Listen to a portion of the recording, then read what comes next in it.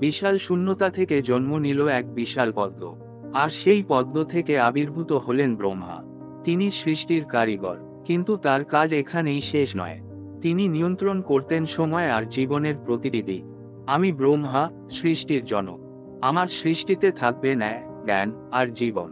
ব্রহ্মার 5টি মাথা ছিল। 4টি মাথা চারদিকের প্রতি তার সজাগ দৃষ্টি রাখত। আর পঞ্চম মাথাটি ছিল আকাশের দিকে, যা তার সর্বজ্ঞতা আর সীমাহীন শক্তির প্রতীক। আমার প্রতিটি মাথা সৃষ্টি ও জ্ঞানকে প্রতিনিধিত্ব করে। আমি সৃষ্টির প্রত্যেক কোণে আছি। কিন্তু সময়ের সঙ্গে সঙ্গে ব্রহ্মার মধ্যে অহংকার জন্ম নিল। তিনি নিজেকে মহাবিশ্বের সবচেয়ে গুরুত্বপূর্ণ সত্তা বলে মনে করতে শুরু করলেন। আমি সৃষ্টিকর্তা, আমার ছাড়া আর কেউ এই পৃথিবী সৃষ্টি করতে পারবে না। আমার জ্ঞান অসীম। এই অহংকারই তার পতনের কারণ হয়ে দাঁড়ালো।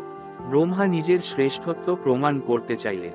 তিনি শিবের সামনে গিয়ে বললেন, শিব, তোমার ধ্বংসের কাজ ছাড়া আর কি আছে? সৃষ্টির শক্তি সর্বশ্রেষ্ঠ।